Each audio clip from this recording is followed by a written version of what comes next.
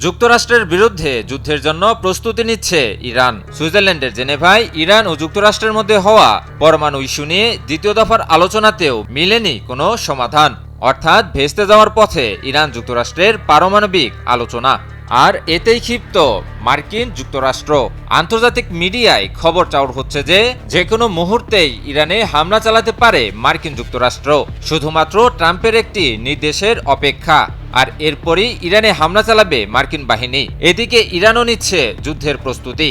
তবে কি ইরান যুক্তরাষ্ট্র যুদ্ধ এখন অনিবার্য? জেনেভায় ইরান যুক্তরাষ্ট্রের দ্বিতীয় দফার পারমাণবিক আলোচনা এখন অনেকটাই ভেস্তে যাওয়ার পথে। যুক্তরাষ্ট্র চায় কোনো ধরনের পারমাণবিক কার্যক্রম চালাতে পারবে না ইরান।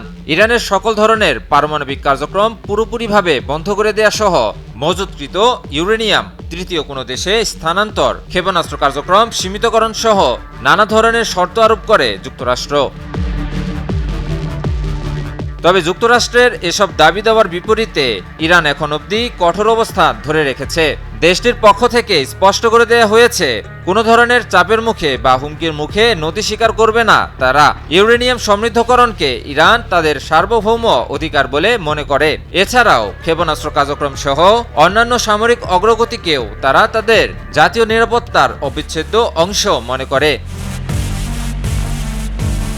ইরান জানিয়েছে তারা শান্তিপূর্ণ পারমাণবিক চুক্তিতে আগ্রহী, তবে যুক্তরাষ্ট্র আবার সেটিতে আগ্রহী নয়। অর্থাৎ যুক্তরাষ্ট্র কোনোভাবেই চায় না ইরান সামরিকভাবে শক্তিশালী ও সমৃদ্ধ হয়ে উঠুক। যুক্তরাষ্ট্র চায় একটি অনুগত ও দুর্বল ইরান। আর এই কারণেই ইরানকে ঘিরে ব্যাপক আকারে শক্তি বৃদ্ধি করেছে যুক্তরাষ্ট্র।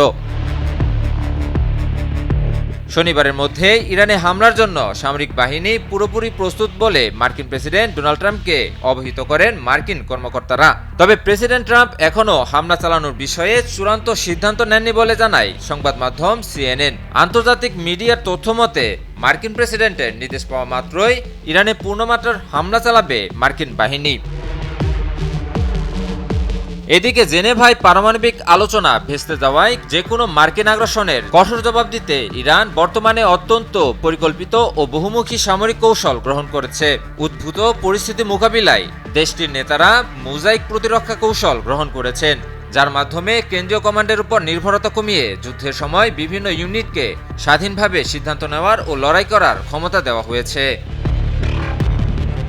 আমি ভরসা রাখি হিরন স্মার্ট ওয়াটার পিউরিফায়ারে। একই সঙ্গে ইস্পাহান সহ গুরুত্বপূর্ণ পারমাণবিক কেন্দ্রগুলোর সুরক্ষা জোরদার করা হয়েছে এবং পিকাক্স পর্বতের সুগভীর টানেলে পরমাণু স্থাপনা সরিয়ে নিয়ে সেগুলোকে সম্ভাব্য বিমান হামলা থেকে সুরক্ষিত করার প্রচেষ্টা চলছে।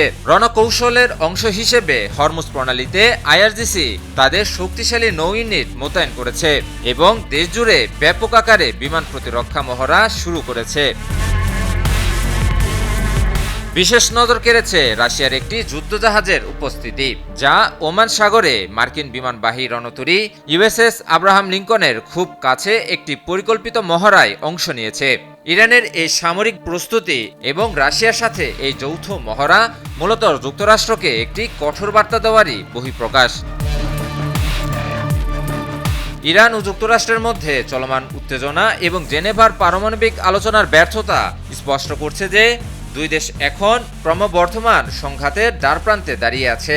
একদিকে মার্কিন যুক্তরাষ্ট্র যে কোনো মুহূর্তে হামলার জন্য প্রস্তুত, অন্যদিকে ইরানও জোরদার করেছে প্রতিরক্ষা ব্যবস্থা। ইমন আলী, নিউজ 24।